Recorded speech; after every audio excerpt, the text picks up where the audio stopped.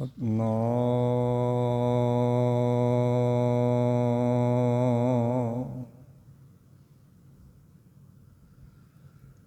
ਵਾਹਿਗੁਰੂ।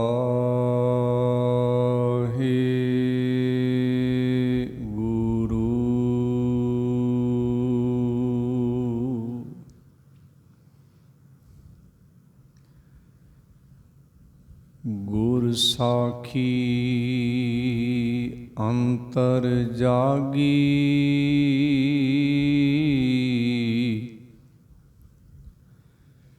ਤਾਂ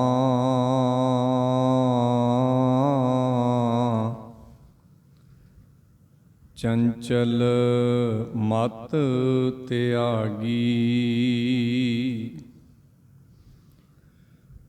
ਗੁਰ ਸਾਖੀ ਕਾ ਉਜਿਆਰਾ, ਤਾਂ ਮਿਟਿਆ ਸਗਲ ਅੰਧਾਰਾ।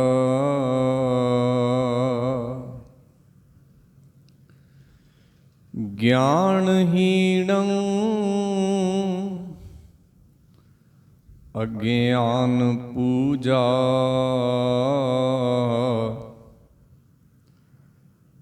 ਅੰਧ ਵਰਤਾਵਾ ਪਾਉ ਦੂਜਾ।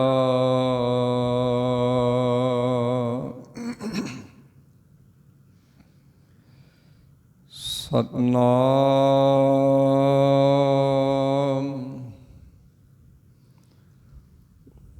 ਵਾਹਿਗੁਰੂ ਜੀ।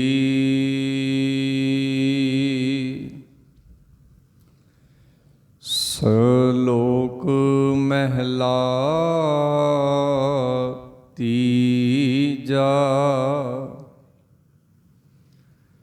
ਸੂਹੈ ਵੇਸ ਕਾਮਣ ਕੁਲਖਣੀ, ਜੋ ਪ੍ਰਭ ਛੋੜ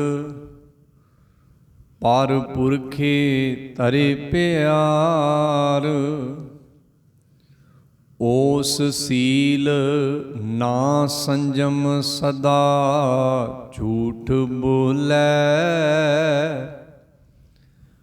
ਮਨ ਮੁਖ ਕਰਮ ਖੁਆਰ। ਜਿਸ ਪੂਰਬ ਹੋਵੈ ਲਿਖਿਆ,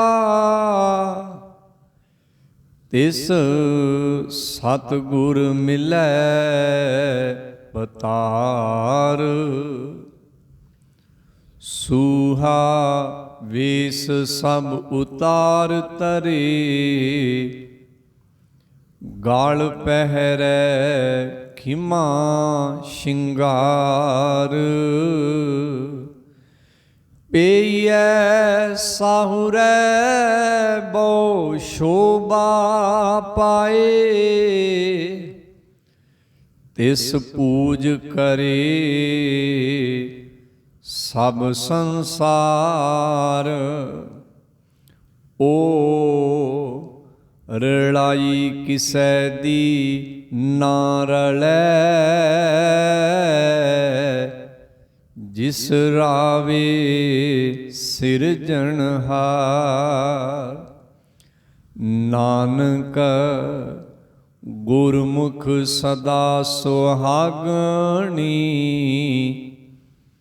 ਜਿਸ ਅਵਿਨਾਸ਼ੀ ਪੁਰਖ ਪਰਤਾਰ। ਨਾਨਕ ਗੁਰਮੁਖ ਸਦਾ ਸੁਹਾਗਣੀ, ਜਿਸ ਅਵਿਨਾਸੀ ਪੁਰਖ ਪਰਤਾਰ।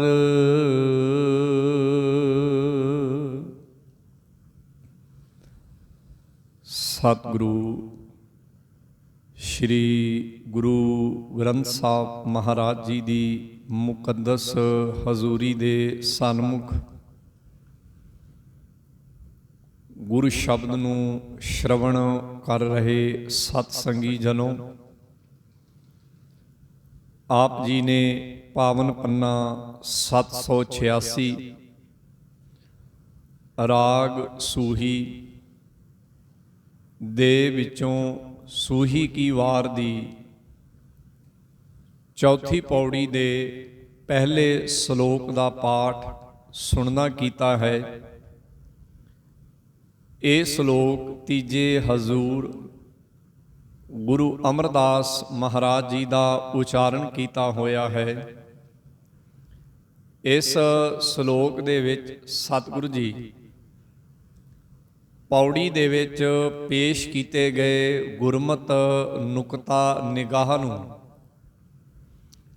ਹੋਰ ਵਿਸਤਾਰ ਦੇ ਰਹੇ ਹਨ, ਵਿਆਖਿਆ ਦੇ ਰਹੇ ਹਨ।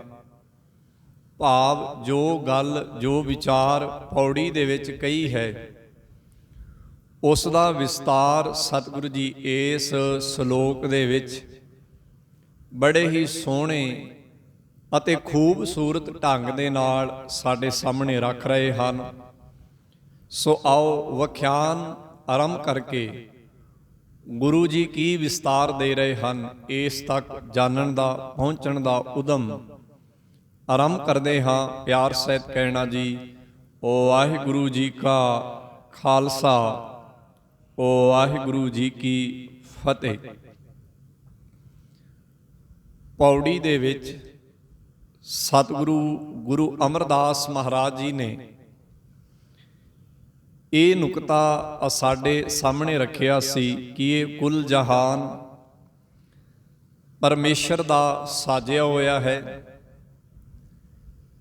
ਉਸ ਨੇ ਇਸ ਕੁਦਰਤ ਦੇ ਵਿੱਚ 5 ਧਾਤਾਂ ਪੈਦਾ ਕੀਤੀਆਂ ਹਨ। ਕਿਸੇ ਜੀਵ ਵਿੱਚ ਇੱਕ ਧਾਤ ਹੈ, ਕਿਸੇ 'ਚ 2 ਨੇ, ਕਿਸੇ 'ਚ 3 ਨੇ, ਪਰ ਇਸ ਕੁਦਰਤ ਦੀ ਸਭ ਤੋਂ ਉੱਤਮ ਘਾੜਤ ਜਿਹਨੂੰ ਗੁਰਬਾਣੀ ਨੇ ਮਨੁੱਖ ਆਖਿਆ ਹੈ, ਜਿਹਦੇ ਬਾਰੇ ਬਾਣੀ ਦਾ ਵਚਨ ਹੈ, ਗੁਰਦੇਵ ਕਹਿੰਦੇ ਹਨ, ਇਸ ਧਰਤੀ ਮੈਂ ਤੇਰੀ ਸਿਕਦਾਰੀ, ਅਵਰ ਜੋਨ ਤੇਰੀ ਪਨਿਹਾਰੀ। ਪਨਿਹਾਰੀ ਕਹਿੰਦੇ ਨੇ ਪਾਣੀ ਭਰਨ ਵਾਲੇ ਨੂੰ।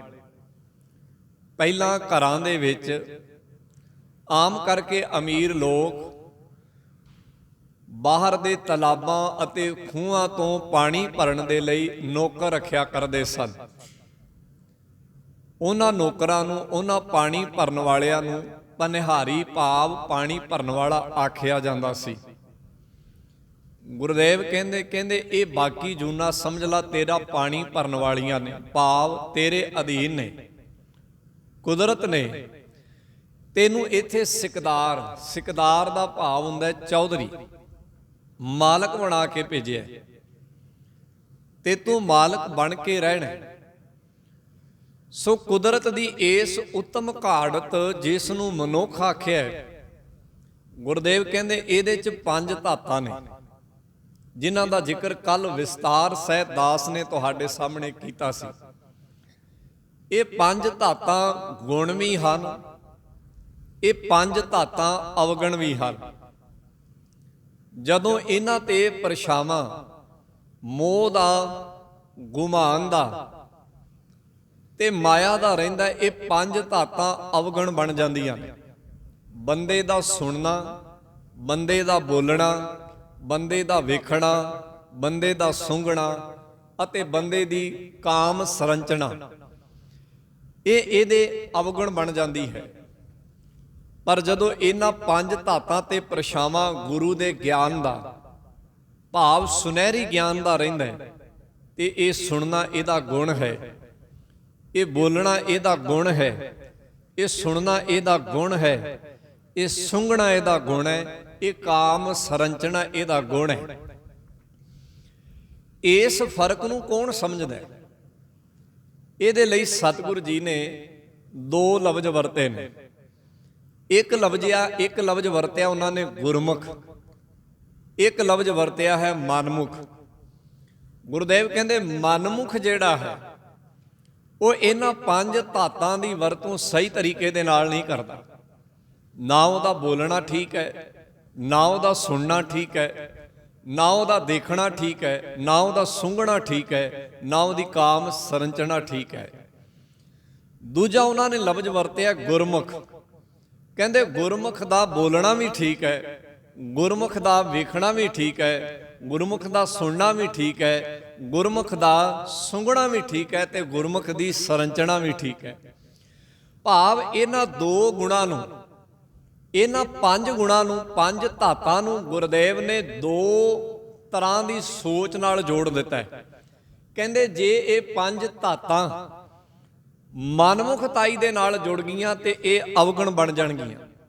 ਜੇ ਇਹ ਪੰਜ ਧਾਤਾਂ ਗੁਰਮੁਖਤਾਈ ਦੇ ਨਾਲ ਜੁੜ ਗਈਆਂ ਤੇ ਇਹ ਗੁਣ ਬਣ ਜਾਣਗੀਆਂ। ਭਾਵ ਇਹਨਾਂ ਪੰਜ ਧਾਤਾਂ ਦਾ ਕੋਈ ਕਸੂਰ ਨਹੀਂ, ਇਹ ਕੁਦਰਤ ਦੀ ਦਾਤ ਹੈ, ਇਹ ਕੁਦਰਤ ਦਾ ਬਖਸ਼ਿਆ ਹੋਇਆ ਤੋਹਫਾ ਹੈ।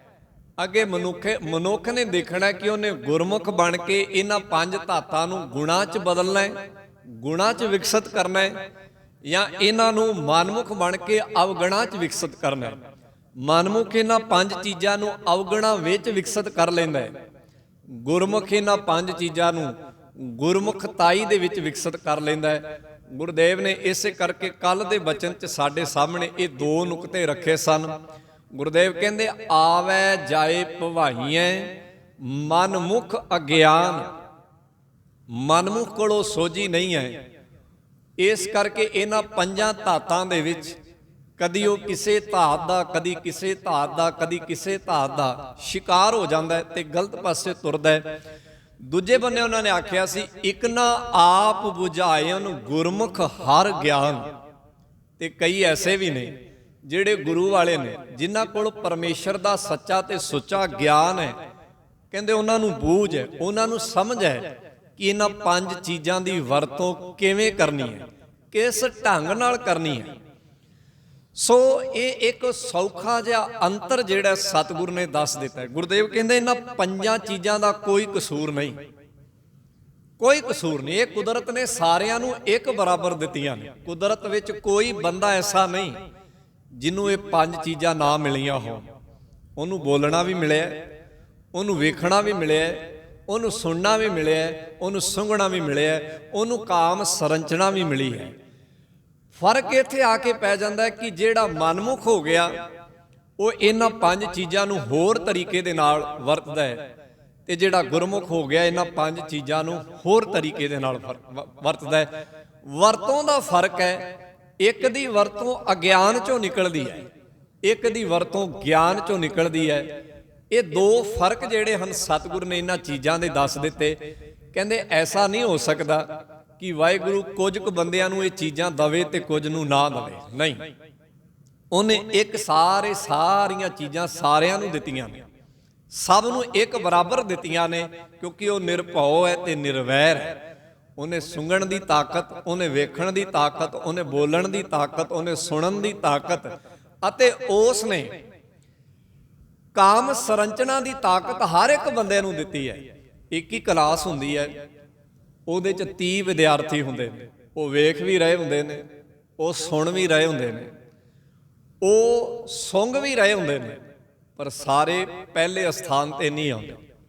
ਉਹਨਾਂ 'ਚੋਂ ਉਹੀ ਪਹਿਲਾ ਸਥਾਨ ਗ੍ਰਹਿਣ ਕਰਦੇ ਨੇ, ਅਵਲ ਆਉਂਦੇ ਨੇ, ਜਿਨ੍ਹਾਂ ਨੇ ਧਿਆਨ ਨਾਲ ਸੁਣਿਆ, ਧਿਆਨ ਨਾਲ ਦੇਖਿਆ ਅਤੇ ਧਿਆਨ ਨਾਲ ਟੀਚਰ ਦੀ ਗੱਲ ਨੂੰ ਸੁੰਘਿਆ, ਭਾਵ ਮਹਿਸੂਸ ਕੀਤਾ, ਅਹਿਸਾਸ ਕੀਤਾ, ਨਿਰਖਿਆ ਤੇ ਪਰਖਿਆ ਹੈ, ਉਹ ਅਵਲ ਆਉਂਦੇ ਨੇ। ਸੋ ਗੁਰਦੇਵ ਨੇ ਇਹੀ ਫਰਕ ਇੱਥੇ ਸਾਡੇ ਸਾਹਮਣੇ ਰੱਖਿਆ। ਸੋ ਸ਼ਲੋਕ ਵਿੱਚ ਉਹ ਗੁਰਮੁਖ ਦਾ ਤੇ ਮਨਮੁਖ ਦਾ ਥੋੜਾ ਜਿਹਾ ਹੋਰ ਅੰਤਰ ਦੱਸਦੇ ਨੇ। ਇੱਥੇ ਵੀ ਗੁਰਮੁਖ ਦਾ ਤੇ ਮਨਮੁਖ ਦਾ ਅੰਤਰ ਦੱਸਿਆ ਕਿ ਫਰਕ ਕੀ ਹੈ। ਦੋਵਾਂ ਦੇ ਵਿੱਚ ਫਰਕ ਆਈ ਹੈ, ਧਾਤਾਂ ਸਾਰਿਆਂ ਦੇ ਕੋਲ ਨੇ, ਇਹ ਦੋ ਚੀਜ਼ਾਂ ਅਲੱਗ-ਅਲੱਗ ਨੇ। ਇੱਕ ਪੰਜ ਤੱਤ ਨੇ, ਇੱਕ ਪੰਜ ਧਾਤਾਂ ਨੇ, ਇੱਕ ਪੰਜ ਵਿਕਾਰ ਨੇ। ਇਹ ਤਿੰਨ ਤਰ੍ਹਾਂ ਦੀ ਵੈਰਾਈਟੀ ਸਾਡੇ ਸਰੀਰ ਨੂੰ ਲੱਗੀ ਹੋਈ, ਜਿਹਦਾ ਜ਼ਿਕਰ ਬਾਣੀ 'ਚ ਵਾਰ-ਵਾਰ ਆਏਗਾ। ਪੰਜ ਤੱਤ ਜਿਨ੍ਹਾਂ ਨਾਲ ਜੁੜ ਕੇ ਸਰੀਰ ਬਣਿਆ, ਪੰਜ ਵਿਕਾਰ ਜੋ ਸਾਡੇ ਮਨ ਦੇ ਆਲੇ ਦੁਆਲੇ ਘੇਰਾ ਕੱਤ ਕੇ ਬਹਿੰਦੇ ਨੇ, ਤੇ ਪੰਜ ਧਾਤਾਂ ਜੋ ਇਸ ਸਰੀਰ ਨੂੰ ਮਨ ਦੇ ਨਾਲ ਜੋੜਦੀਆਂ ਨੇ। ਜਿਵੇਂ ਸਾਡੀ ਵੇਖਣ ਦੀ ਤਾਕਤ, ਇਹ ਜਿਹੜੀ ਤਾਕਤ ਹੈ ਜਿਹਨੂੰ ਗੁਰਦੇਵ ਨੇ ਆਖਿਆ ਤੱਕਣਾ, ਸਾਡੀ ਸਪਰਸ਼ ਦੀ ਤਾਕਤ, ਇਹ ਇੱਕ ਤਾਕਤ ਹੈ ਜਿਹਦੇ ਨਾਲ ਸਾਡਾ ਮਨ ਜੁੜਦਾ ਹੈ। ਭਾਵ ਪੰਜ ਧਾਤਾਂ ਦਾ ਮਤਲਬ ਇਹ ਹੈ ਜੋ ਸਾਡੇ ਅੰਦਰ ਨੂੰ ਬਾਹਰ ਦੇ ਨਾਲ ਜੋੜਦੀਆਂ ਨੇ, ਜੋ ਸਾਡੇ ਅੰਦਰ ਨੂੰ ਬਾਹਰ ਦੇ ਨਾਲ ਜੋੜਦੀਆਂ ਨੇ। ਇਹਨਾਂ ਤਿੰਨਾਂ ਚੀਜ਼ਾਂ ਦਾ ਅਲੱਗ-ਅਲੱਗ ਥਾਵਾਂ ਤੇ ਬਾਣੀ 'ਚ ਜ਼ਿਕਰ ਆਏਗਾ, ਅਲੱਗ-ਅਲੱਗ ਥਾਵਾਂ ਤੇ ਗੁਰਦੇਵ ਇਹਨੂੰ ਲਿਖਣਗੇ, ਇਹਨੂੰ ਸਮਝਾਉਣਗੇ ਤੇ ਕੀ ਸਿੱਖਾ ਇਸ ਨੂੰ ਸਮਝ। ਸੋ ਖੈਰ ਅੱਜ ਦੇ ਸ਼ਲੋਕ ਵਿੱਚ ਜ਼ਿਕਰ ਫੇਰ ਇਹ ਚੱਲਿਆ ਕਿ ਗੁਰਮੁਖ ਅਤੇ ਮਨਮੁਖ 'ਚ ਹੋਰ ਕੀ ਅੰਤਰ ਨੇ। ਇੱਕ ਅੰਤਰ ਤੇ ਸਾਨੂੰ ਇਹ ਸਮਝ ਆ ਗਿਆ ਕਿ ਗੁਰਮੁਖ ਨੇ ਪੰਜ ਧਾਤਾਂ ਨੂੰ ਸਹੀ ਤਰੀਕੇ ਦੇ ਨਾਲ ਵਰਤਿਆ, ਉਹਦਾ ਵੇਖਣਾ, ਉਹਦਾ ਸੁਣਨਾ, ਉਹਦਾ ਸੁੰਘਣਾ, ਉਹਦਾ ਤੱਕਣਾ, ਉਹਦੀ ਕਾਮ ਸਰੰਚਨਾ ਸਹੀ ਬਣ ਗਈ। ਮਨਮੁਖ ਨੇ ਅਗਿਆਨ 'ਚੋਂ ਇਹਨਾਂ ਚੀਜ਼ਾਂ ਨੂੰ ਵਰਤਿਆ, ਉਹਦੀ ਸਰੰਚਨਾ ਉਸ ਤਰ੍ਹਾਂ ਦੀ ਹੋ ਗਈ। ਗੁਰਦੇਵ ਅੱਗੇ ਹੋਰ ਜ਼ਿਕਰ ਕਰਦੇ ਕਹਿੰਦੇ, ਸੂ ਹੈ ਵੇਸ ਕਾਮਣ ਕੁਲਖਣੀ, ਜੋ ਪ੍ਰਭ ਛੋੜ ਪਰ ਪੁਰਖੇ ਧਰੇ ਪਿਆਰ। ਇੱਥੇ ਮਨਮੁਖ ਨੂੰ ਗੁਰਦੇਵ ਨੇ ਕੁਲਖਣੀ ਦੇ ਰੂਪ ਵਿੱਚ ਨਿਰੂਪਿਤ ਕੀਤਾ ਹੈ। ਮੈਂ ਇੱਥੇ ਇੱਕ ਜ਼ਿਕਰ ਜ਼ਰੂਰ ਕਰਾਂਗਾ।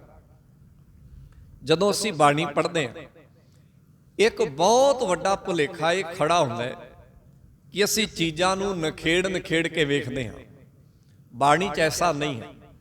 ਬਾਣੀ ਦੇ ਵਿੱਚ ਸ਼ਬਦਾਂ ਦਾ ਅੰਤਰ ਹੋ ਸਕਦਾ ਹੈ, ਪਰ ਸ਼ਬਦਾਂ ਦੇ ਥੱਲੇ ਜੋ ਗੁਰੂ ਦੇ ਗਿਆਨ ਦਾ ਪ੍ਰਵਾਹ ਚੱਲਦਾ ਹੈ ਉਹ ਇੱਕ ਹੈ, ਉਹ ਇੱਕ ਹੀ ਚੱਲਦਾ ਹੈ। ਮੈਂ ਇਹਦੀ ਇੱਕ ਖਾਸ ਉਦਾਹਰਨ ਇਸ ਤਰ੍ਹਾਂ ਦਿਆ ਕਰਦਾ ਹਾਂ ਕਿ ਤੁਸੀਂ ਬਾਣੀ ਨੂੰ ਗੌਰ ਨਾਲ ਪੜ੍ਹੋ। ਤਿੰਨ ਬੰਦਿਆਂ ਨੂੰ ਗੁਰੂ ਨਾਨਕ ਸਾਹਿਬ ਨੇ ਖਾਸ ਕਰਕੇ ਉਪਦੇਸ਼ ਦਿੱਤਾ ਹੈ, ਕਾਜੀ ਨੂੰ, ਪੰਡਤ ਨੂੰ ਤੇ ਜੋਗੀ ਨੂੰ। ਤਿੰਨਾਂ ਦੇ ਉਪਦੇਸ਼ ਪੜ੍ਹ ਕੇ ਵੇਖੋ। ਜੋ ਕਾਜੀ ਨੂੰ ਉਪਦੇਸ਼ ਦਿੱਤਾ ਹੈ ਉਹਨੂੰ ਪੜ੍ਹੋ, ਜੋ ਪੰਡਤ ਨੂੰ ਉਪਦੇਸ਼ ਦਿੱਤਾ ਹੈ ਉਹਨੂੰ ਪੜ੍ਹੋ, ਤੇ ਜੋ ਜੋਗੀ ਨੂੰ ਉਪਦੇਸ਼ ਦਿੱਤਾ ਹੈ ਉਹਨੂੰ ਪੜ੍ਹੋ। ਜਦੋਂ ਤੁਸੀਂ ਧਿਆਨ ਨਾਲ ਤਿੰਨਾਂ ਨੂੰ ਪੜ੍ਹੋਗੇ ਤੁਹਾਨੂੰ ਲਫ਼ਜ਼ਾਂ ਦੇ ਵਿੱਚ ਅੰਤਰ ਨਜ਼ਰ ਆਏਗਾ, ਪਰ ਲਫ਼ਜ਼ਾਂ ਦੇ ਥੱਲੇ ਜਿਹੜਾ ਉਪਦੇਸ਼ ਦਿੱਤਾ ਹੈ ਉਹਦੇ 'ਚ ਕੋਈ ਫਰਕ ਨਜ਼ਰ ਨਹੀਂ ਆਏਗਾ। ਕਾਜੀ ਲਈ ਕਾਜੀ ਵਰਗੇ ਸ਼ਬਦ ਵਰਤੇ, ਪੰਡਤ ਲਈ ਪੰਡਤ ਵਰਗੇ ਸ਼ਬਦ ਵਰਤੇ, ਤੇ ਜੋਗੀ ਲਈ ਜੋਗੀ ਵਰਗੇ ਸ਼ਬਦ ਵਰਤੇ, ਪਰ ਉਪਦੇਸ਼ ਤਿੰਨਾਂ ਨੂੰ ਇੱਕੋ ਜਿਹਾ। ਇਹਦੇ 'ਚੋਂ ਮੈਂ ਦੋ ਉਦਾਹਰਨਾਂ ਦੇਵਾਂਗਾ, ਇੱਕ ਜੋਗੀ ਦੀ ਤੇ ਇੱਕ ਪੰਡਤ ਦੀ। ਆਸਾ ਕੀ ਵਾਰ ਅਤੇ ਜਪਜੀ ਸਾਹਿਬ ਅਸੀਂ ਪੜ੍ਹਦੇ ਹਾਂ। ਆਸਾ ਕੀ ਵਾਰ ਦੇ ਵਿੱਚ ਗੁਰੂ ਨਾਨਕ ਸਾਹਿਬ ਸੱਚੇ ਪਾਤਸ਼ਾਹ ਨੇ ਪੰਡਤ ਨੂੰ ਉਪਦੇਸ਼ ਦਿੱਤਾ ਤੇ ਉਹਨੂੰ ਆਖਿਆ ਦਇਆ ਕਪਾਹ, ਸੰਤੋਖ ਸੂਤ, ਜਤ ਗੰਢੀ, ਸਤ ਵਟ। ਚਾਰ ਗੁਣਾਂ ਦਾ ਜ਼ਿਕਰ ਕੀਤਾ ਕਿ ਤੇਰੇ ਕੋਲ ਦਇਆ ਦੀ ਕਪਾਹ ਹੈ, ਤੇਰੇ ਕੋਲ ਸੰਤੋਖ ਦਾ ਸੂਤ ਹੈ, ਤੇਰੇ ਕੋਲ ਜਤ ਦੀਆਂ ਗੰਢਾਂ ਹਨ, ਤੇਰੇ ਕੋਲ ਸਤ ਦਾ ਵਟ ਹੈ। ਭਾਵੇਂ ਚਾਰ ਗੁਣ ਹਨ ਤੇਰੇ ਕੋਲ, ਜੇ ਹੈਨ ਤੇ ਮੈਨੂੰ ਦੇ, ਮੈਂ ਇਹਨਾਂ ਗੁਣਾਂ ਦਾ ਮੁਦਈ ਹਾਂ। ਚਾਰ ਗੁਣਾਂ ਦਾ ਜ਼ਿਕਰ ਕੀਤਾ ਗੁਰੂ ਨਾਨਕ ਸਾਹਿਬ ਸੱਚੇ ਪਾਤਸ਼ਾਹ ਨੇ ਕਿ ਇਹ ਗੁਣ ਹੈ ਨਾ ਤੇਰੇ ਕੋਲ, ਤੇਰੇ ਅੰਦਰ ਦਇਆ ਹੈ, ਸੰਤੋਖ ਹੈ, ਜਤ ਹੈ, ਸਤ ਹੈ। ਹੁਣ ਆਪਾਂ ਆ ਜਾਈਏ ਜੋਗੀ ਵਾਲੇ ਪਾਸੇ। ਜੋਗੀ ਨੂੰ ਵੀ ਸਤਿਗੁਰੂ ਜੀ ਇਹੀ ਉਪਦੇਸ਼ ਦਿੰਦੇ ਨੇ, ਪਰ ਲਫ਼ਜ਼ ਬਦਲ ਲੈਂਦੇ, ਅੱਖਰ ਬਦਲ ਲੈਂਦੇ। ਉਹਨੂੰ ਕਹਿੰਦੇ ਮੁੰਦਾ ਸੰਤੋਖ। ਪੰਡਤ ਨੂੰ ਕੀ ਆਖਿਆ? ਦਇਆ ਕਪਾਹ, ਸੰਤੋਖ ਸੂਤ। ਉਹਨੂੰ ਆਖਿਆ ਸੰਤੋਖ ਦਾ ਸੂਤਰ, ਕਿਉਂਕਿ ਉਹ ਸੂਤਰ ਦੇ ਨਾਲ ਜੁੜਿਆ ਸੀ। ਉਹਦਾ ਆਲਾ ਦੁਆਲਾ ਰੋਜ਼ ਕਪਾਹ ਲਿਆਉਂਦਾ ਸੀਗਾ, ਉਹਨੂੰ ਕੱਤਦਾ ਸੀ, ਜਨੇਊ ਬਣਾਉਂਦਾ ਸੀਗਾ। ਉਹ ਐਸੇ ਮਾਹੌਲ 'ਚ ਸੀਗਾ, ਉਹਨੂੰ ਉਹਦੇ ਮਾਹੌਲ ਦੇ ਨਾਲ ਉਪਦੇਸ਼ ਉਹ ਹੀ ਦਿੱਤਾ ਹੈ। ਤੇ ਜੋਗੀ ਜਿਹੜਾ ਮੁੰਦਰਾਂ ਨਾਲ ਜੁੜਿਆ ਸੀ, ਜੋ ਉਹਦੀ ਪਹਿਲੀ ਨਿਸ਼ਾਨੀ ਸੀ, ਉਹਨੇ ਕੰਨ ਪੜਵਾਏ ਤੇ ਤਨ ਤੇ ਕੀ ਪਾਏ ਆ? ਕੰਨ 'ਚ ਕੀ ਪਾਈਆਂ? ਮੁੰਦਰਾਂ ਪਾਈਆਂ। ਗੁਰਦੇਵ ਕਹਿੰਦੇ ਤੇਰੇ ਕੋਲ ਸੰਤੋਖ ਹੈ, ਮੁੰਦਾ ਸੰਤੋਖ, ਸ਼ਰਮ ਪੱਤ ਝੋਲੀ। ਸ਼ਰਮ ਕਹਿੰਦੇ ਮਿਹਨਤ ਨੂੰ। ਉਹ ਘਰ ਘਰ ਜਾ ਕੇ ਮੰਗਦਾ ਸੀਗਾ, ਘਰ ਘਰ ਜਾ ਕੇ ਮੰਗਦਾ ਸੀ। ਗੁਰਦੇਵ ਕਹਿੰਦੇ ਤੇਰੇ ਕੋਲ ਮਿਹਨਤ ਦੀ ਝੋਲੀ ਹੈ। ਹੁਣ ਇਹੀ ਗੱਲ ਗੁਰਦੇਵ ਨੇ ਉੱਥੇ ਉਹਨੂੰ ਕਹੀ। ਸਤ, ਸਤ ਦਾ ਭਾਵ ਕੀ ਹੈ? ਦਾਨ। ਜੇ ਕੁਝ ਹੋਏਗਾ ਤੇ ਤਾਂ ਹੀ ਦਾਨ ਕਰੇਗਾ ਨਾ। ਜੇ ਕੁਝ ਨਹੀਂ, ਜੇ ਕੋਈ ਮਿਹਨਤ ਕੀਤੀ ਹੈ, ਕੁਝ ਖਟਿਆ ਹੈ, ਕੁਝ ਕਮਾਇਆ ਤੇ ਤਾਂ ਹੀ ਦਾਨ ਕਰੇਗਾ। ਲਫ਼ਜ਼ਾਂ ਦਾ ਅੰਤਰ ਹੈ, ਗੱਲ ਹੋਈ ਹੈ।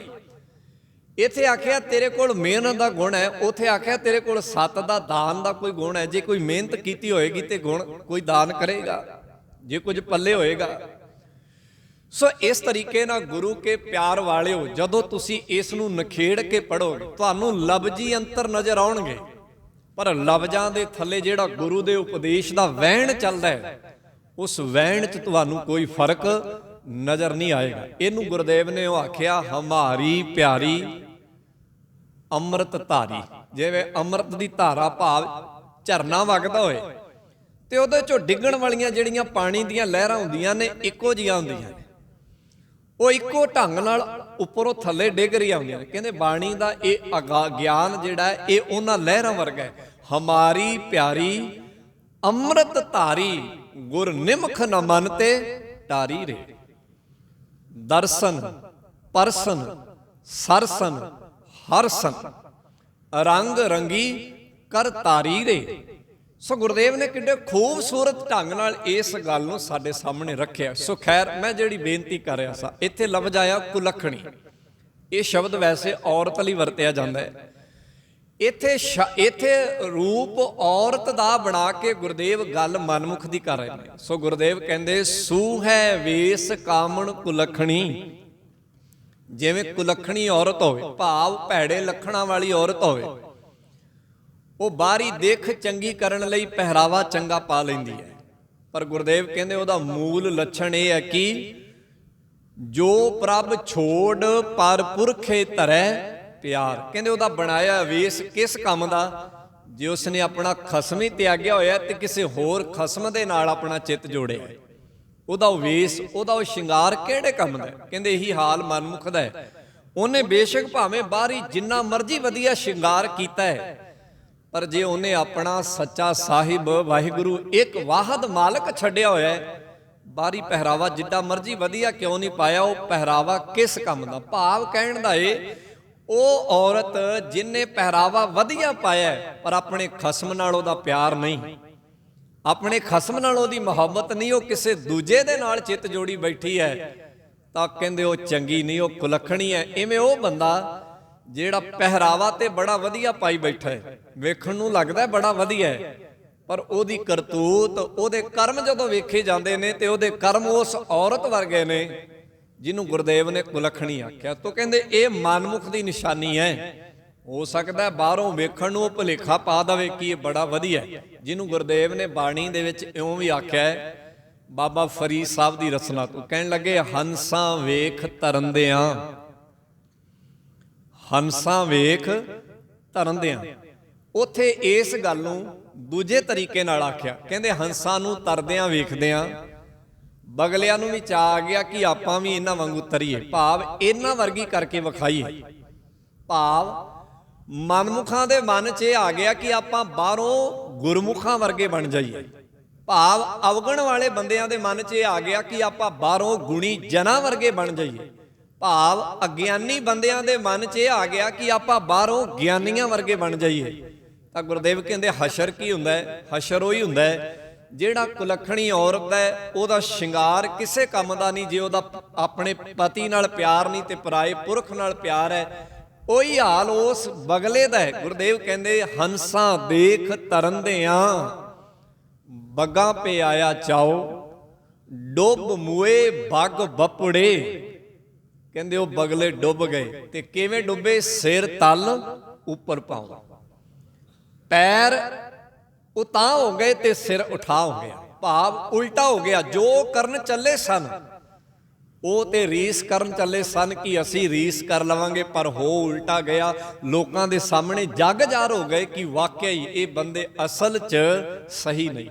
ਸੋ ਇਹ ਨਿਸ਼ਾਨੀ ਗੁਰਦੇਵ ਨੇ ਮਨਮੁਖ ਦੀ ਦੱਸੀ। ਜਿੱਥੇ ਪੌੜੀ ਵਿੱਚ ਦੱਸਿਆ ਕਿ ਮਨਮੁਖ ਜਿਹੜਾ ਹੈ ਉਹ ਪੰਜ ਧਾਤਾਂ ਦੀ ਸਹੀ ਵਰਤੋਂ ਨਹੀਂ ਕਰਦਾ, ਇਸ ਕਰਕੇ ਉਹ ਮਨਮੁਖ ਹੈ, ਕਿਉਂਕਿ ਉਹ ਪੰਜ ਧਾਤਾਂ ਨੂੰ ਅਗਿਆਨ 'ਚੋਂ ਵਰਤਦਾ ਹੈ। ਉੱਥੇ ਗੁਰਦੇਵ ਨੇ ਇੱਥੇ ਜ਼ਿਕਰ ਆਖਿਆ, ਕਹਿੰਦੇ ਉਹ ਉਸ ਔਰਤ ਵਰਗਾ ਹੈ ਜਿਸ ਔਰਤ ਨੇ ਆਪਣਾ ਪਤੀ ਛੱਡ ਕੇ ਪਰਾਏ ਪੁਰਖ ਨਾਲ ਪਿਆਰ ਪਾ ਲਿਆ, ਪਰ ਸ਼ਿੰਗਾਰ ਬੜਾ ਵਧੀਆ ਕੀਤਾ। ਗੁਰਦੇਵ ਕਹਿੰਦੇ ਸੂ ਹੈ ਵੇਸ ਕਾਮਣ ਕੁਲਖਣੀ, ਜੋ ਪ੍ਰਭ ਛੋੜ ਪਰ ਪੁਰਖੇ ਧਰੇ ਪਿਆਰ।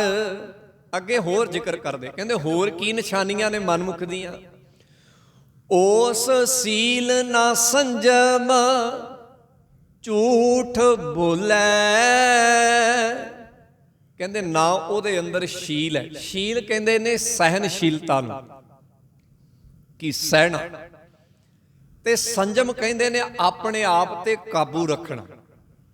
ਇਹ ਦੋ ਗੁਣਾਂ ਦਾ ਜ਼ਿਕਰ ਬਾਣੀ 'ਚ ਵਾਰ-ਵਾਰ ਆਏਗਾ। ਗੁਰਦੇਵ ਜਿਹਨੂੰ ਵੀ ਉਪਦੇਸ਼ ਕਰਨਗੇ ਉਹਦੇ ਸਾਹਮਣੇ ਜਿਸ ਤਰ੍ਹਾਂ ਦਾ ਵੀ ਬੰਦਾ ਆਏਗਾ, ਜਿੱਥੇ ਉਹਨੂੰ ਇਹ ਕਹਿਣਗੇ ਕਿ ਤੇਰੇ ਕੋਲ ਦਇਆ ਹੋਣੀ ਚਾਹੀਦੀ, ਸੰਤੋਖ ਹੋਣਾ ਚਾਹੀਦਾ, ਜਤ ਹੋਣਾ ਚਾਹੀਦਾ, ਸੱਤ ਹੋਣਾ ਚਾਹੀਦਾ, ਉੱਥੇ ਇਹ ਵੀ ਕਹਿਣਗੇ ਭਾਈ ਤੇਰੇ ਅੰਦਰ ਸ਼ੀਲ ਵੀ, ਸਹਿਨਸ਼ੀਲਤਾ ਵੀ ਹੋਣੀ ਚਾਹੀਦੀ ਹੈ, ਤੇ ਤੇਰੇ ਅੰਦਰ ਸੰਜਮ ਵੀ ਹੋਣਾ ਚਾਹੀਦਾ ਹੈ, ਭਾਵ ਆਪਣੇ ਆਪ ਤੇ ਕਾਬੂ ਵੀ ਹੋਣਾ ਚਾਹੀਦਾ ਹੈ।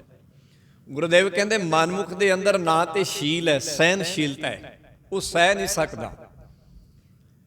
ਗੁਰਮੁਖ ਦੀ ਇਹੀ ਨਿਸ਼ਾਨੀ ਗੁਰਦੇਵ ਨੇ ਪਵਿੱਤਰ ਬਾਣੀ 'ਚ ਦੱਸੀ ਹੈ, ਇੱਕ ਉਦਾਹਰਣ ਦੇ ਕੇ। ਕਹਿੰਦੇ ਗੁਰਮੁਖ ਦੀ ਕੀ ਖਾਸੀਅਤ ਹੈ, ਉਹਦੇ 'ਚ ਸਹਿਨਸ਼ੀਲਤਾ ਬੜੀ ਹੈ। ਕਿੰਨੀ ਕੁ ਸਹਿਨਸ਼ੀਲਤਾ ਹੈ? ਗੁਰਦੇਵ ਗੁਰੂ ਗ੍ਰੰਥ ਸਾਹਿਬ ਮਹਾਰਾਜ ਦੀ ਪਵਿੱਤਰ ਬਾਣੀ 'ਚ ਗੁਰਮੁਖ ਦੀ ਸਹਿਨਸ਼ੀਲਤਾ ਨੂੰ ਦੋ ਚੀਜ਼ਾਂ ਨਾਲ ਜੋੜਦੇ ਨੇ। ਉਹ ਕਹਿੰਦੇ ਨੇ, ਕਹਿਣ ਲੱਗੇ ਗੁਰਮੁਖ ਦੀ ਸਹਿਨਸ਼ੀਲਤਾ ਲੋਹਾਰ ਦੀ ਦੁਕਾਨ ਤੇ ਪਈ ਹੋਈ ਐਰਨ ਵਰਗੀ ਹੈ। ਗੁਰਮੁਖ ਦੀ ਸਹਿਨਸ਼ੀਲਤਾ ਉਸ ਹਾਥੀ ਵਰਗੀ ਹੈ ਜਿਹਦੇ ਸਿਰ ਦੇ ਉੱਪਰ ਇੱਕ ਨਾਚੀਜ਼ ਜਿਹਾ ਮਹਾਵਤ ਤੇ ਨਾਚੀਜ਼ ਜਿਹਾ ਕੁੰਡਾ ਬੈਠਾ ਹੈ। ਗੁਰਦੇਵ ਨੇ ਦੋ ਚੀਜ਼ਾਂ ਨਾਲ ਗੁਰਮੁਖ ਦੀ ਸਹਿਨਸ਼ੀਲਤਾ ਨੂੰ ਦੌੜਿਆ। ਇੱਕ ਐਰਨ ਦੇ ਨਾਲ ਕਿ ਉਹ ਕਿੰਨੀਆਂ ਸੱਟਾਂ ਸਹਿੰਦੀ ਹੈ ਪਰ ਕਦੀ ਉਹਨਾਂ ਦਾ ਵਿਰੋਧ ਨਹੀਂ ਕਰਦੀ। ਹਾਥੀ ਕਿੰਨਾ ਬਲਸ਼ਾਲੀ ਹੈ ਪਰ ਉਹ ਮਹਾਵਤ ਦੇ ਕੁੰਡੇ ਦਾ ਕਦੀ ਵਿਰੋਧ ਨਹੀਂ ਕਰਦਾ। ਕਹਿਣ ਲੱਗੇ ਜਿਉਂ ਐਰਨ ਸਿਰ ਦੇ ਹਸਤੀ ਸਿਰ ਜਿਉਂ ਅੰਕਸ਼ ਹੈ, ਐਰਨ ਜਿਉਂ ਸਿਰ ਦੇ ਮਨ ਤਨ ਆਗੈ ਰਾਖ ਕੈ ਉਬੀ ਸੇਵ ਕਰੇ। ਇਉਂ ਗੁਰਮੁਖ ਆਪ ਨਿਵਾਰੀ ਹੈ, ਉਹਨੇ ਆਪਣਾ ਆਪਾ ਨਿਵਾਰਿਆ। ਨਿਵਾਰਨ ਦਾ ਮਤਲਬ ਕੀ ਹੈ? ਨਿਵਾਰਨ ਦਾ ਮਤਲਬ ਕੀ ਹੈ? ਨਿਵਾਰਨ ਦਾ ਮਤਲਬ ਹੈ ਜਿਹਨੂੰ ਆਪਾਂ ਕਹਿੰਦੇ ਨਿਆਰਾਪਨ। ਇਹ ਗੁਰਮੁਖ ਦਾ ਨਿਆਰਾਪਨ ਹੈ ਕਿ ਉਹਦੇ 'ਚ ਸਹਿਨਸ਼ੀਲਤਾ ਐਰਨ ਦੇ ਵਰਗੀ ਹੈ, ਸੱਟਾਂ ਸਹਿਣ ਵਰਗੀ ਉਹ ਸੱਟਾਂ ਸਹਿੰਦਾ ਹੈ। ਉਹਦੇ 'ਚ ਸਹਿਨਸ਼ੀਲਤਾ ਹਾਥੀ ਦੇ ਵਰਗੀ ਹੈ, ਉਹ ਮਹਾਵਤ ਦੇ ਕੁੰਡੇ ਨੂੰ ਤੇ ਮਹਾਵਤ ਦੇ ਕਹਿਣੇ ਨੂੰ ਸਹਿੰਦਾ ਹੈ। ਬੇਸ਼ੱਕ ਮਹਾਵਤ ਦੇ ਨਾਲੋਂ 1000 ਗੁਣਾ ਤਾਕਤਵਰ ਹੈ, 1000 ਗੁਣਾ ਬਲਸ਼ਾਲੀ ਹੈ। ਜੇ ਉਹ ਚਾਹਵੇ ਤੇ ਆਪਣੀ ਸੁੰਡ ਦੇ ਨਾਲ ਮਹਾਵਤ ਨੂੰ ਉੱਪਰੋਂ ਫੜ ਕੇ ਭਵਾ ਕੇ ਥੱਲੇ ਮਾਰੇ ਤੇ ਆਪਣੀਆਂ ਪੈਰਾਂ ਅੰਦਰ ਮਿੱਧ ਦੇ, ਪਰ ਨਹੀਂ, ਉਹਨੇ ਆਪਣੇ ਅੰਦਰ ਦੇ ਉਸ ਖੁੰਖਾਰ ਪੁਣੇ ਨੂੰ, ਉਸ ਨਾਚੀਜ਼ ਜੇ ਕੁੰਡੇ ਤੇ ਮਹਾਵਤ ਦੇ ਕਹਿਣੇ ਦੇ ਨਾਲ ਮਾਰਿਆ ਹੋਇਆ। ਇਹੀ ਗੱਲ ਗੁਰਮੁਖ ਦੀ ਹੈ। ਸੋ ਇਹ ਫਰਕ ਹੈ। ਗੁਰਦੇਵ ਕਹਿੰਦੇ ਮਨਮੁਖ ਦੇ ਅੰਦਰ ਸਹਿਨਸ਼ੀਲਤਾ ਨਹੀਂ, ਸ਼ੀਲ ਨਹੀਂ ਹੈ, ਉਹ ਸਹਿ ਨਹੀਂ ਸਕਦਾ। ਉਹ ਬੜੀ ਛੇਤੀ ਆਪਣੇ ਅੰਦਰ ਨੂੰ ਉਗਲ ਦਿੰਦਾ ਹੈ, ਉਹ ਬੜੀ ਛੇਤੀ ਅੰਦਰੋਂ ਖਿੰਡ ਜਾਂਦਾ ਹੈ। ਅਸੀਂ ਜਦੋਂ ਇਤਿਹਾਸ ਪੜ੍ਹਦੇ ਹਾਂ, ਇਤਿਹਾਸ ਦੀਆਂ ਬਹੁਤੀਆਂ ਸ਼ਹੀਦੀ ਗਾਥਾਵਾਂ ਦੇ ਵਿੱਚ ਸਾਨੂੰ ਇਹੀ ਤੱਤ ਮਿਲਦਾ ਹੈ ਕਿ ਸਿੱਖਾਂ ਦੇ ਸਹਿਨਸ਼ੀਲਤਾ ਦੀ ਜਦੋਂ ਗੱਲ ਕੀਤੀ ਜਾਂਦੀ ਹੈ ਤੇ ਦੁਸ਼ਮਣ ਜਿਹੜਾ ਉਸ ਵੇਲੇ ਆਸ਼ਾ ਸ਼ਿਕਾਰ ਉੱਠਦਾ ਹੈ ਕਿ ਇਹਨਾਂ ਦੇ ਅੰਦਰ ਕਮਾਲ ਦੀ ਸਹਿਨਸ਼ੀਲਤਾ ਹੈ। ਇਸ ਗੱਲ ਦਾ ਜ਼ਿਕਰ ਮੈਂ ਅੱਗੇ ਵੀ ਇੱਕ ਦਿਨ ਕੀਤਾ ਸੀ ਕਿ ਜਦੋਂ ਸਮੇਂ ਦਾ ਬਾਦਸ਼ਾਹ ਫਰਖਸ਼ੀਰ ਸਿੱਖਾਂ ਦੇ ਨਾਲ ਲੜਦਾ ਲੜਦਾ ਥੱਕ ਗਿਆ, ਅੱਕ ਗਿਆ, ਉਹਦੇ ਕਈ ਕਹਿੰਦੇ ਕਹਾਉਂਦੇ ਜਰਨੈਲ, ਫੌਜਦਾਰ ਤੇ ਅਹਿਲਕਾਰ ਸਿੱਖਾਂ ਦੇ ਹੱਥੋਂ ਮਾਰੇ ਗਏ। ਉਹਦੀ ਸਲਤਨਤ ਜਿਹੜੀ ਹੈ ਉਹ ਉਸ ਨੂੰ ਡਿੱਗਦੀ ਹੋਈ ਨਜ਼ਰ ਆਈ, ਪਰ ਉਸ ਨੇ ਬੜੇ ਵਿਖੜੇ ਔਖੇ ਸਮੇਂ ਦੇ ਵਿੱਚ ਕਿਵੇਂ ਨਾ ਕਿਵੇਂ ਬਾਬਾ ਬੰਦਾ ਸਿੰਘ ਬਹਾਦਰ ਨੂੰ ਗੁਰਦਾਸ ਨੰਗਲ ਦੀ ਗੜੀ 'ਚੋਂ ਫੜ ਲਿਆ। ਉਹਦੇ ਅੰਦਰ ਇੱਕ ਤਰਬ ਜਾਗੀ ਕਿ ਮੈਂ ਦੇਖਾਂ ਤਾਂ ਸਹੀ, ਜਿਨ੍ਹਾਂ ਨਾਲ ਇੰਨੇ ਸਾਲ ਮੇਰੀ ਫੌਜ ਖਹਿੰਦੀ ਰਹੀ ਹੈ, ਜਿਨ੍ਹਾਂ ਨਾਲ ਇੰਨੇ ਸਾਲ ਮੇਰੀ ਫੌਜ ਦੇ ਅਹਿਲਕਾਰ ਲੜਦੇ ਰਹੇ ਤੇ ਮੁਕਾਬਲਾ ਨਹੀਂ ਕਰ ਸਕੇ, ਇਹਨਾਂ ਬੰਦਿਆਂ ਦਾ ਖਾਸ ਗੁਣ ਕੀ ਹੈ? ਤਾਂ ਜਦੋਂ ਉੱਥੇ ਦੇਖਿਆ ਗਿਆ, ਉਹਦਾ ਵਜ਼ੀਰ 3 ਗੁਰਸਿੱਖਾਂ ਨੂੰ ਕੈਦ ਕਰਦਾ ਹੈ, ਬੱਚੇ ਨੂੰ, ਬਜ਼ੁਰਗ ਨੂੰ ਤੇ ਨੌਜਵਾਨ ਨੂੰ ਭੁੱਖਾ ਰੱਖਿਆ ਜਾਂਦਾ ਹੈ। ਇੱਕ ਰੋਟੀ ਦਿੱਤੀ ਜਾਂਦੀ ਹੈ। ਉਹ ਰੋਟੀ ਜਦੋਂ ਦਿੱਤੀ ਜਾਂਦੀ ਹੈ ਤੇ ਉਹ ਆਪਸ ਵਿੱਚ ਉਸ ਰੋਟੀ ਨੂੰ ਬੜੀ ਸਹਿਜਤਾ ਦੇ ਨਾਲ ਵੰਡਦੇ ਹਨ, ਬੜੇ ਹੀ ਟਿਕਾਅ ਨਾਲ ਵੰਡਦੇ ਹਨ। ਉਹਦਾ ਜ਼ਿਕਰ ਮੈਂ ਅੱਗੇ ਵੀ ਇੱਕ ਦਿਨ ਕੀਤਾ ਸੀ ਕਿ ਉਹ ਰੋਟੀ ਬੱਚੇ ਦੇ ਹੱਥ ਆਉਂਦੀ ਆ, ਉਹ ਬਜ਼ੁਰਗ ਵੱਲ ਵਧਾਉਂਦਾ ਹੈ, ਬਜ਼ੁਰਗ ਦੇ ਹੱਥ ਆਉਂਦੀ ਆ, ਨੌਜਵਾਨ ਵੱਲ ਵਧਾਉਂਦਾ ਹੈ। ਉਹ ਰੋਟੀ ਇਸ ਤਰ੍ਹਾਂ ਘੁੰਮਦੀ ਰਹਿੰਦੀ ਹੈ, ਪਰ ਉਹ ਖਾਂਦੇ ਨਹੀਂ। ਉੱਪਰ ਬੈਠਾ ਬਾਦਸ਼ਾਹ ਤੇ ਉਹਦਾ ਵਜ਼ੀਰ ਕਹਿੰਦੇ ਬਸ ਆਹੀ ਤੱਤ ਹੈ ਇਹਨਾਂ ਦਾ। ਜੇ ਕਿਤੇ ਇੱਥੇ ਸਾਡੇ ਬੰਦੇ ਹੁੰਦੇ ਤੇ ਰੋਟੀ ਦੇ ਚੱਪੇ ਖਾਤਰ ਸ਼ਾਇਦ ਇੱਕ ਬੰਦਾ ਦੋ ਜਣਿਆਂ ਨੂੰ ਮਾਰ ਹੀ ਦਿੰਦਾ। ਇਹ ਇਹਨਾਂ ਦੇ ਅੰਦਰ ਦਾ ਸਹਿਨਸ਼ੀਲਤਾ ਵਾਲਾ ਗੁਣ ਹੈ।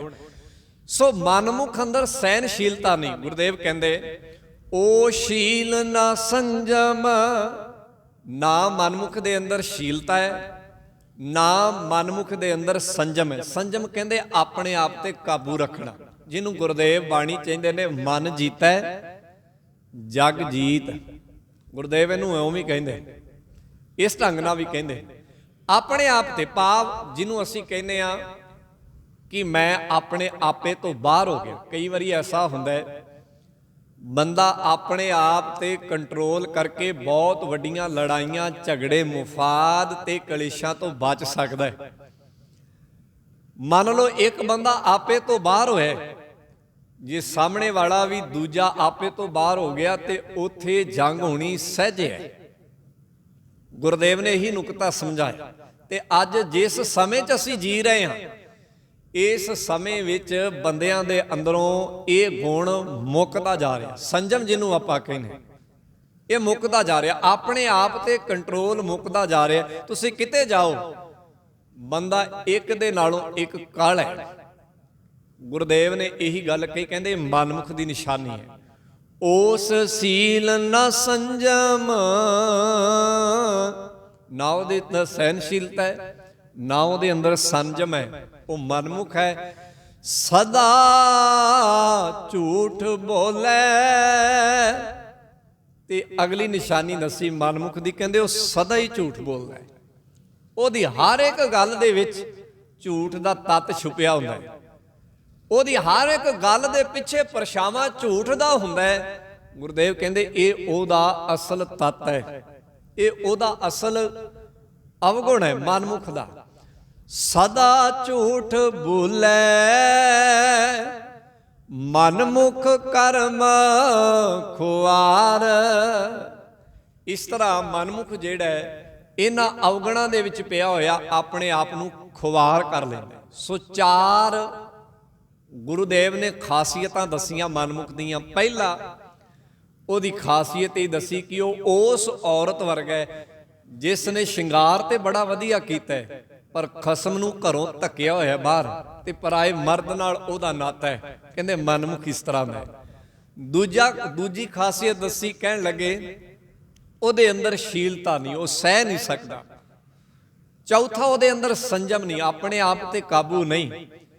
ਤੇ ਚੌਥਾ ਗੁਰਦੇਵ ਕਹਿੰਦੇ ਉਹ ਹਮੇਸ਼ਾ ਝੂਠ ਬੋਲਦਾ ਹੈ, ਭਾਵ ਪਰਦੇ ਪਾਉਂਦਾ ਹੈ, ਸਦਾ ਝੂਠ ਬੋਲੇ। ਇਸ ਤਰ੍ਹਾਂ ਕਹਿੰਦੇ ਮਨਮੁਖ ਕਰਮ ਖੁਆਰ। ਇਵੇਂ ਮਨਮੁਖ ਜਿਹੜਾ ਇਹਨਾਂ ਚਾਰ ਅਵਗੁਣਾਂ ਦੇ ਅਧੀਨ ਆਪਣੀ ਜ਼ਿੰਦਗੀ ਨੂੰ ਖੁਆਰ ਕਰ ਲੈਂਦਾ ਹੈ, ਬਰਬਾਦ ਕਰ ਲੈਂਦਾ ਹੈ, ਨੇਸਤਾ ਨਾਬੂਦ ਕਰ ਲੈਂਦਾ ਹੈ। ਗੁਰਦੇਵ ਅੱਗੇ ਜ਼ਿਕਰ ਕਰਦੇ ਗੁਰਮੁਖ ਦਾ, ਕਹਿੰਦੇ ਗੁਰਮੁਖ ਅੰਦਰ ਕੀ ਖਾਸੀਅਤਾਂ ਨੇ, ਨਾਲ ਦੀ ਨਾਲ ਜ਼ਿਕਰ ਕੀਤਾ। ਕਹਿੰਦੇ ਜਿਸ ਪੂਰਬ ਹੋਵੇ ਲਿਖਿਆ ਤਿਸ ਸਤਿਗੁਰ ਮਿਲੈ ਪਤਾਰ। ਕਹਿੰਦੇ ਜਿਹਦੇ ਪੂਰਬਲੇ ਕਰਮ ਚੰਗੇ ਹੋਣ, ਇਹਦਾ ਜ਼ਿਕਰ ਮੈਂ ਅੱਗੇ ਵੀ ਕਈ ਵਾਰੀ ਕੀਤਾ, ਇਹਨੂੰ ਆਪਾਂ ਸਹਿਜੇ ਸੰਖੇਪ ਚੋਂ ਸਮਝ ਲੈਂਦੇ ਹਾਂ। ਪੂਰਬਲੇ ਕਰਮ ਦਾ ਭਾਵ ਕਿਸੇ ਪਿਛਲੇ ਜਨਮ ਨਾਲ ਨਹੀਂ, ਭਾਵ ਸਾਡੇ ਜੀਵਨ ਦਾ ਉਹ ਪਹਿਲਾ ਕਰਮ ਜੋ ਗੁਰੂ ਦੀ ਦਿੱਤੀ ਹੋਈ ਭਾਵਨਾ ਦੇ ਵਿੱਚੋਂ ਪੈਦਾ ਹੋਇਆ, ਜਿਹਨੂੰ ਗੁਰਦੇਵ ਨੇ ਆਖਿਆ ਜੀਓ ਨਿਰਮਲ। ਅਸੀਂ ਇੱਕ ਦਿਨ ਜ਼ਿਕਰ ਕੀਤਾ ਸੀ ਦੂਜੇ ਭਾਏ ਦਾ। ਜਿਹੜੇ ਕਰਮ ਦੂਜੇ ਭਾ ਚੋਂ ਪੈਦਾ ਹੁੰਦੇ ਨੇ ਉਹ ਵੀ ਕਰਮ ਨੇ, ਉਹ ਵੀ ਅਸੀਂ ਇਸੇ ਜ਼ਿੰਦਗੀ 'ਚ ਕੀਤੇ ਨੇ, ਪਰ ਗੁਰਦੇਵ ਉਹਨਾਂ ਨੂੰ ਪੂਰਬਲੇ ਕਰਮ ਨਹੀਂ ਕਹਿੰਦੇ। ਪੂਰਬਲੇ ਕਰਮ ਦਾ ਭਾਵ ਉਹ ਕਰਮ ਹੈ ਜਿਹੜਾ ਕਰਮ ਉਸ ਵਕਤ ਪੈਦਾ ਹੋਇਆ ਜਦੋਂ ਸਾਡੇ ਅੰਦਰ ਗੁਰੂ ਦਾ ਨਿਰਮਲ ਭਾਵ ਪੈਦਾ ਹੋਇਆ, ਨਿਰਮਲ ਭਾਵਨਾ ਪੈਦਾ ਹੋਈ ਹੈ, ਤੇ ਉਸ ਤੋਂ ਬਾਅਦ ਜਿਹੜਾ ਕਰਮ ਪੈਦਾ ਹੋਇਆ ਉਸ ਨੂੰ ਅਸੀਂ ਪੂਰਬਲਾ ਕਰਮ ਮੰਨਦੇ ਹਾਂ ਬਾਣੀ ਦੇ ਵਿੱਚ। ਤਾਂ ਗੁਰਦੇਵ ਕਹਿੰਦੇ ਜਿੱਦਣ ਗੁਰੂ ਦੇ ਦਿੱਤੇ ਸ਼ਬਦ ਦੀ ਅੰਦਰ ਸੱਟ ਵੱਜੀ ਤੇ ਮੈਂ ਤੁਰਿਆ। ਇਹਦੀ ਸ਼ੁਰੂਆਤ ਇੱਥੋਂ ਹੁੰਦੀ ਹੈ ਜਿਹਨੂੰ ਗੁਰਦੇਵ ਕਹਿੰਦੇ ਹਰ ਪ੍ਰੇਮ ਬਾਣੀ ਮਨ ਮਾਰਿਆ ਅਣਿਆਲੇ ਅਣੀਆਂ ਆਰਾਮ ਰਾਜੇ। ਇਹਦੀ ਸ਼ੁਰੂਆਤ ਇੱਥੋਂ ਹੁੰਦੀ ਹੈ ਜਿਹਨੂੰ ਗੁਰਦੇਵ ਕਹਿੰਦੇ ਨੇ, ਕਹਿਣ ਲੱਗੇ ਮਨ ਤਨ ਆਗੇ ਰਾਖ ਹੈ। ਇਹਦੀ ਸ਼ੁਰੂਆਤ ਇੱਥੋਂ ਹੁੰਦੀ ਹੈ ਤਨ ਮਨ ਧਨ ਸਭ ਸੌਂਪ ਗੁਰ ਕੋ। ਸੋ ਇੱਥੋਂ ਜਦੋਂ ਸਿੱਖ ਸ਼ੁਰੂਆਤ ਕਰਦਾ, ਭਾਵ ਗੁਰੂ ਤੋਂ ਭਾਵਨਾ ਲੈ ਕੇ ਜਦੋਂ ਸਿੱਖ ਕਰਮ ਕਰਨੇ ਸ਼ੁਰੂ ਕਰਦਾ, ਸ਼ੁਰੂਆਤ ਕਰਦਾ, ਇੱਕ ਕਰਮ ਕਰਦਾ, ਦੋ ਕਰਦਾ, ਉਹਨੂੰ ਗੁਰਦੇਵ ਪੂਰਬਲਾ ਕਰਮ ਕਹਿੰਦੇ। ਤਾਂ ਗੁਰਦੇਵ ਕਹਿੰਦੇ ਜਿਸ ਪੂਰਬ ਹੋਵੇ ਲਿਖਿਆ, ਜਿਹਦੀ ਭਾਵਨਾ ਵਿੱਚ ਗੁਰੂ ਨੇ ਭਾਵਨੀ ਲਿਖ ਦਿੱਤੀ ਹੈ, ਭਾਵ ਜਿਹਦੇ ਅੰਦਰ ਨਿਰਮਲ ਭਾਵ ਲਿਖ ਦਿੱਤਾ ਹੈ, ਭਾਵਨਾ ਪੈਦਾ ਹੋ ਗਈ ਹੈ, ਇੱਕ ਨਿਰਮਲ ਭਾਵ ਅੰਦਰ, ਇੱਕ ਅੰਦਰ ਠੋਕਰ, ਇੱਕ ਸੱਟ, ਇੱਕ ਭਾਵ ਪੈਦਾ ਹੋ ਗਿਆ ਅੰਦਰ, ਜਿਹਨੂੰ ਬਾਬਾ ਜੀ ਨੇ ਉਵੇਂ ਆਖਿਆ ਸੋ ਕਤ ਜਾਣੈ ਪੀਰ ਪਰਾਈ ਜਾ ਕੈ ਅੰਤਰ ਦਰਦ ਨਾ ਪਾਈ। ਇੱਥੋਂ ਜਦੋਂ ਸ਼ੁਰੂਆਤ ਹੁੰਦੀ ਹੈ ਤੇ ਫਿਰ ਕੀ ਹੁੰਦਾ ਹੈ, ਇਹ ਗੁਰਮੁਖ ਦੀ ਨਿਸ਼ਾਨੀ। ਕਹਿੰਦੇ ਗੁਰਮੁਖ ਇੱਥੋਂ ਸ਼ੁਰੂ ਕਰਦਾ, ਜਿਸ ਪੂਰਬ ਹੋਵੇ ਲਿਖਿਆ ਤਿਸ ਸਤਿਗੁਰ ਮਿਲੈ ਪਤਾਰ। ਕਹਿੰਦੇ ਉਹ ਗੁਰੂ ਨਾਲ ਮਿਲ ਜਾਂਦਾ, ਗੁਰੂ ਨਾਲ ਜੁੜ ਜਾਂਦਾ। ਗੁਰਮੁਖ ਦੀ ਇਹ ਸਭ ਤੋਂ ਪਹਿਲੀ ਨਿਸ਼ਾਨੀ ਹੈ ਕਿ ਉਹ ਗੁਰੂ ਨਾਲ ਜੁੜਿਆ, ਮਿਲਿਆ ਹੋਇਆ। ਸੂਹਾ ਵੇਸ ਸਭ ਉਤਾਰ ਤਰੇ, ਜਿਹੜਾ ਬਾਹਰ ਦਾ ਪਹਿਰਾਵਾ ਉਹਨੂੰ ਗੁਰਮੁਖ ਲਾ ਕੇ ਪਵਾ ਕੇ ਸੁੱਟ ਦਿੰਦਾ। ਉਹਨੂੰ ਬਾਹਰ ਦੇ ਪਹਿਰਾਵੇ ਦੀ, ਬਾਹਰ ਦੇ ਦਿੱਖ ਦੀ, ਬਾਹਰ ਦੇ ਦਿਖਾਵੇ ਦੀ ਲੋੜ ਨਹੀਂ। ਇਹ ਦੂਜੀ ਨਿਸ਼ਾਨੀ ਹੈ ਗੁਰਮੁਖ ਦੀ, ਭਾਵ ਉਹ ਬਾਹਰੋਂ ਦਿਖਾਵਾ ਨਹੀਂ ਕਰਦਾ। ਮਨਮੁਖ ਤੇ ਗੁਰਮੁਖ ਦੇ ਵਿੱਚ ਇਹੀ ਫਰਕ ਹੈ। ਗੁਰਮੁਖ ਬਾਰੇ ਗੁਰਦੇਵ ਕਹਿੰਦੇ ਨੇ ਉਹਦਾ ਬਾਹਰੀ ਦਿੱਖ ਜਿਹੜੀ ਹੈ ਤੁਹਾਨੂੰ ਸਾਦੀ ਜੀ, ਸਿੰਪਲ ਜੀ ਨਜ਼ਰ ਆਊਗੀ। ਉਹਦੇ ਬਾਹਰੀ ਦਿੱਖ ਤੋਂ ਤੁਹਾਨੂੰ ਅਹਿਸਾਸ ਨਹੀਂ ਹੋਏਗਾ ਕਿ ਵਾਕਿਆ ਕੋਈ ਖਾਸ ਹੈ। ਉਹ ਬਾਹਰੀ ਦਿੱਖ ਛੱਡ ਦਿੰਦਾ ਹੈ, ਤਿਆਗ ਦਿੰਦਾ ਹੈ, ਜਿਹਨੂੰ ਆਪਾਂ ਕਹਿੰਦੇ ਭੇਖ ਨੂੰ ਛੱਡ ਦਿੰਦਾ ਹੈ। ਸੂਹਾ ਵੇਸ ਸਭ ਉਤਾਰ ਤਰੇ ਗਲ ਪੈਰੇ ਖਿਮਾ ਸ਼ਿੰਗਾਰ।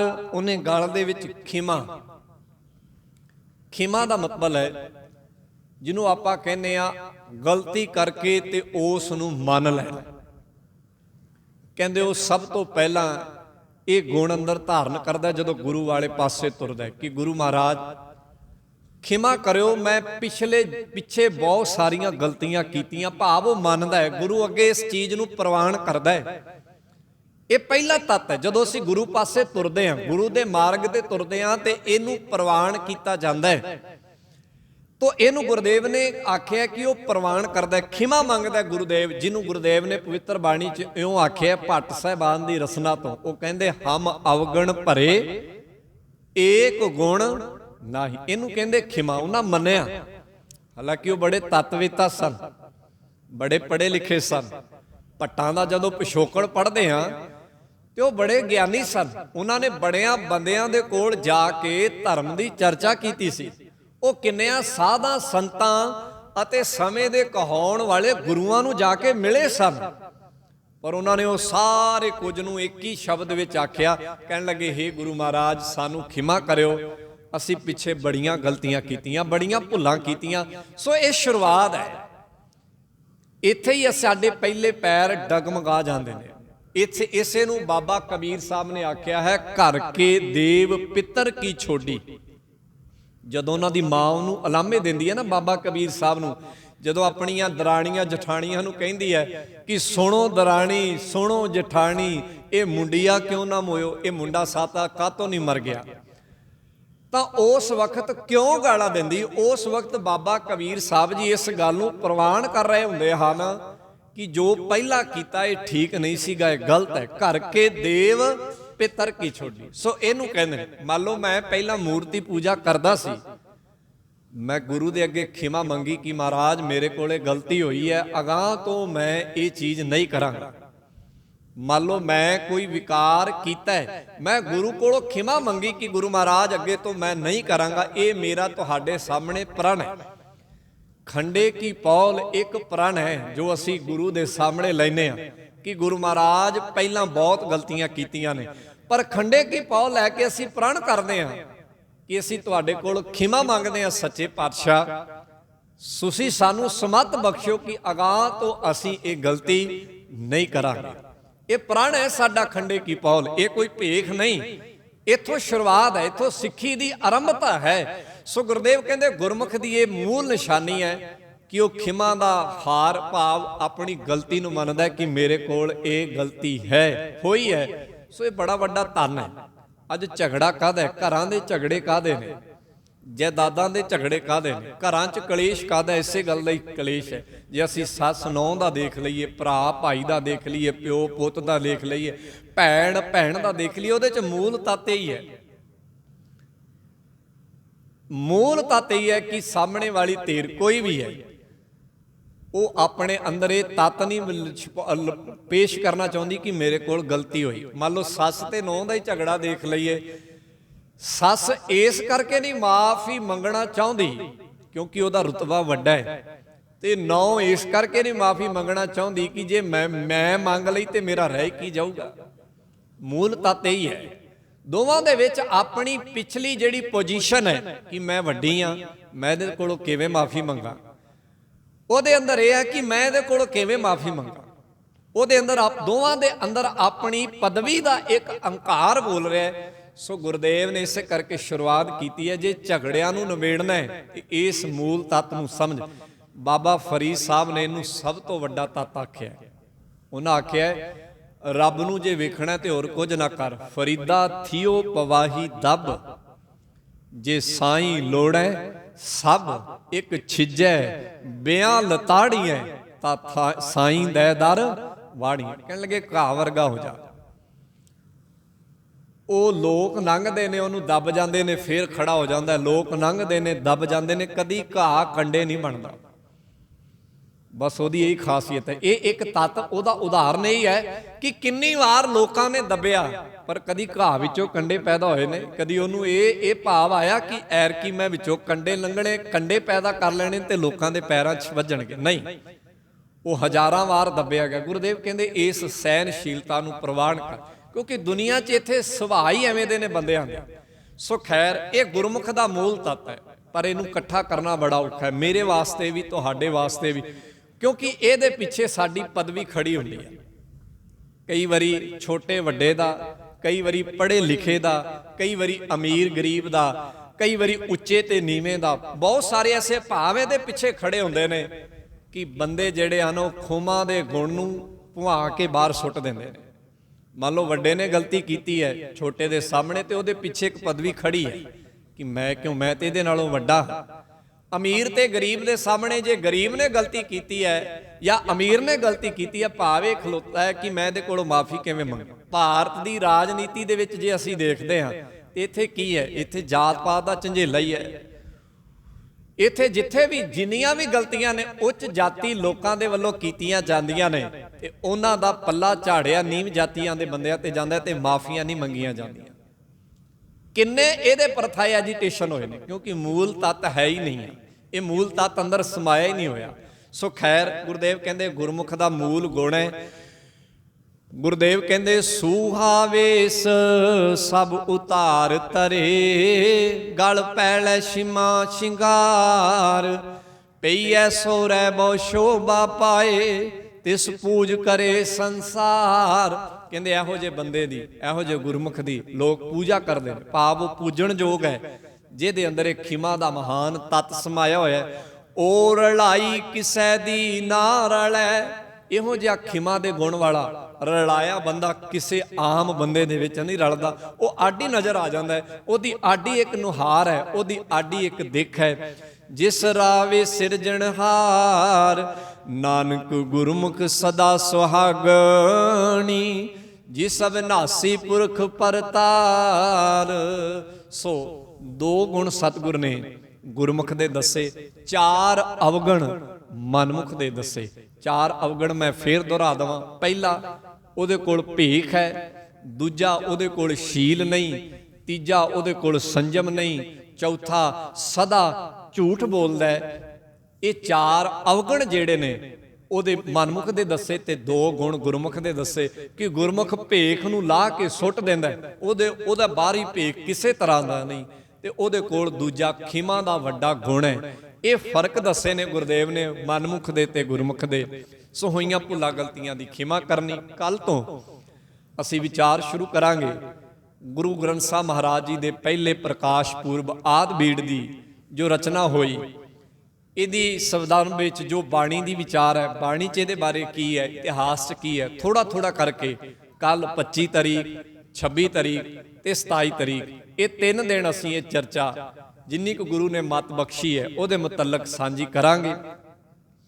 ਭਗਤ ਸਾਹਿਬਾਨ ਤੋਂ ਲੈ ਕੇ ਤੇ ਗੁਰੂ ਸਾਹਿਬਾਨ ਤੱਕ ਜਿਹੜਾ ਇਹ ਸਮਾਂ ਵਕਬਾ ਆਇਆ, ਜਿੱਥੋਂ ਬਾਣੀ ਲਿਖਣੀ ਸ਼ੁਰੂ ਹੋਈ ਤੇ ਉਸ ਤੋਂ ਬਾਅਦ ਜਿੱਥੋਂ ਤੱਕ ਬਾਣੀ ਗਈ, ਸੰਭਾਲੀ ਗਈ ਗੁਰੂ ਪਦਵੀ ਤੱਕ, ਇਹ ਸਾਰੇ ਵਿੱਚ ਦੇ ਪੀਰੀਅਡ ਨੂੰ ਅਸੀਂ ਸਮਝਾਂਗੇ।